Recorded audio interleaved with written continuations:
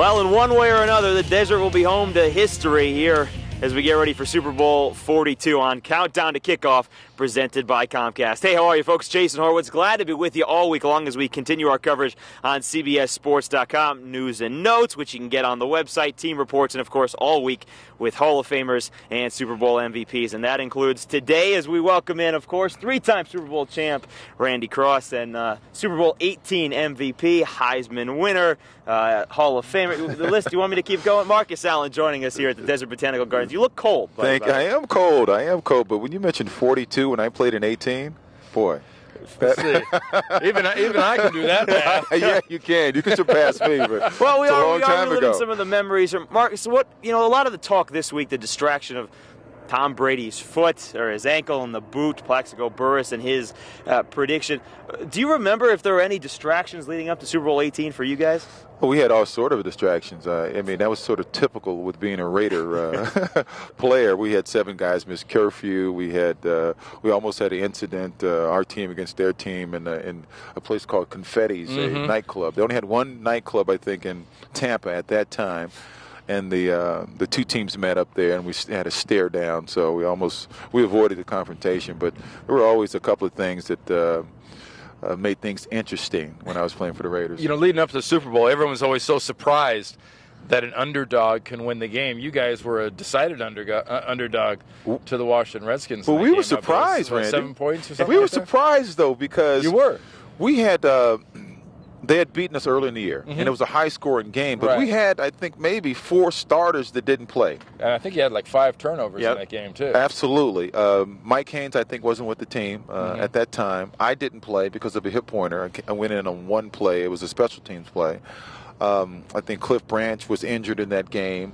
Van McElroy, I think he didn't start. So we had quite a few starters that didn't play, and we felt that we felt that was it was a slap in our face that we were the underdogs, and we knew we were going to beat that game.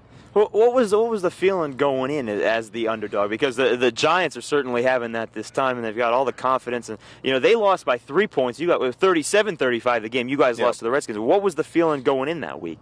We knew we were going to win the game. Despite the pundits, despite what anybody thought, we knew we were the better team. But does any team really believe they're not going to win the game? I mean, can you say that the Giants are going in this week and think they're not going to win the game? Well, no, I feel like the Giants feel like they, as a result of them playing well, they know they have a great chance of doing so. I don't think anybody goes into this game saying, they're going to lose. But clearly, I think we do recognize when an opponent is the class of the division, and yet you can't upset them. When I look at this game, I look at, and I'm sure you may agree with me, Randy, I think New England's certainly the best team in football. That's right. The Giants may be the hottest, but, they may have cooled down over the week. I mean, you lose momentum, and that's a big thing. And the Giants have been playing, I think, a lot better than the Patriots have. Even though they beat New Jacksonville, it wasn't that, that explosion that we've grown accustomed to seeing.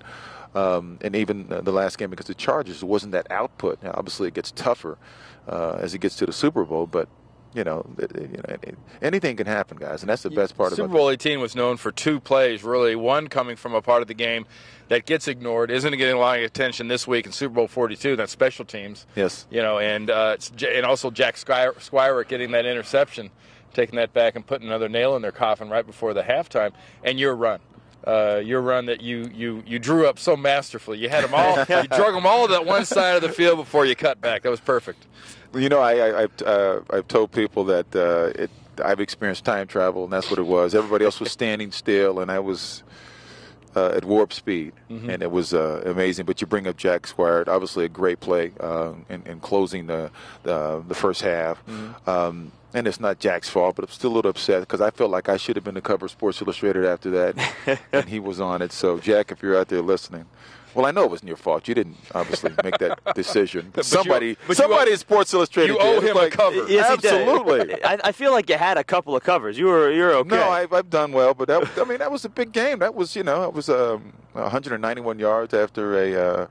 He's not bitter, though, Randy. No, until a couple of years ago, he had the longest run in Super Bowl history. Randy, we have selective memory. You know that. Hey, speaking of that, great running backs like yourself, rarely, A, get a chance to play in this game, or B, really step up and have the big game in a Super Bowl. This is a game known more for its Tim Smiths than for its Marcus Allens as far as the huge performances. Right. You look at these two teams, which one has the potential to produce a Tim Smith? Wow, that's tough because, New England, obviously, they're a team that's versatile. They can run the ball, but obviously they choose to throw.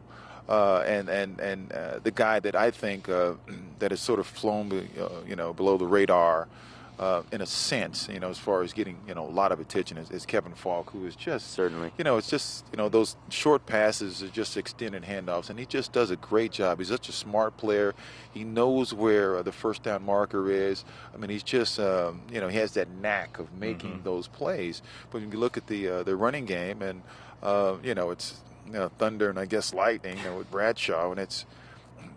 Can one of those guys, put up an incredible performance? That remains to be seen. What usually happens is these are the two best defenses in football, and usually that is against the run. Right. So it's you rarely see a breakout game when you reflect back on the Tim Smith and the Broncos. The Broncos were never really a good run stop defense. So and that's why they put up those huge numbers. And we'll get more into the breakdown of the game with Marcus Allen, another segment on CBSSports.com as we continue with Countdown to Kickoff presented by Comcast. All the links right there on your website. Stay tuned, folks.